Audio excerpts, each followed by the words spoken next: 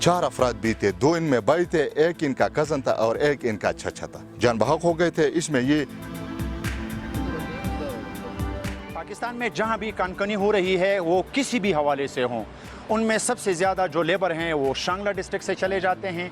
Shangla district की अगर आबादी 8,54,000 समथिंग है तो इन टोटल आबादी के 67% यानी 65% से लेके 67% लोग जो हैं वो डायरेक्ट या इनडायरेक्ट कोयरा खान से वाबस्ता हैं।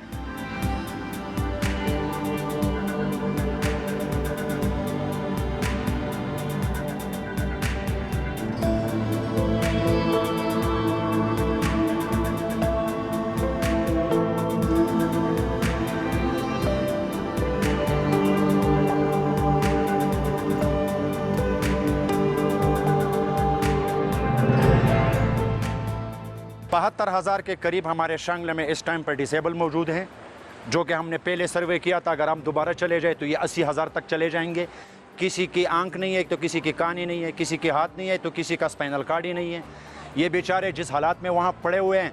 शांगला वाहिद डिस्ट्रिक्ट है जो लेबर सप्लाई करते हैं पाकिस्तान को माइन की, लेकिन इनके लिए working focus grammar school Nowshera में बना है, इनके लिए वर्किंग फोकस ग्रामर स्कूल जो है वो सवात में बना है। ये वाहिद डिस्ट्रिक्ट है कि इनके लिए लेबर के लिए कोई हॉस्पिटल नहीं है।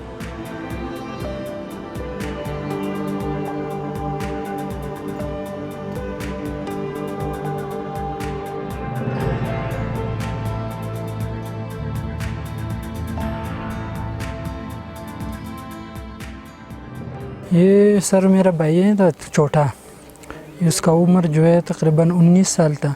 उसका नाम शाकिरुल्लाह था। ये वाक़या सर दिन 4 बजे के करीब आया था और जब वो ठेले से गिर गया था।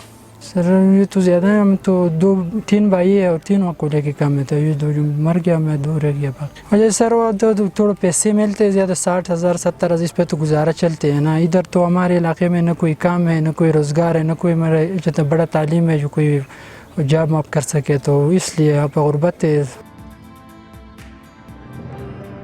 बदकिस्मती है कि ये 70-80 साल से ये सिलसिला आ रहा है।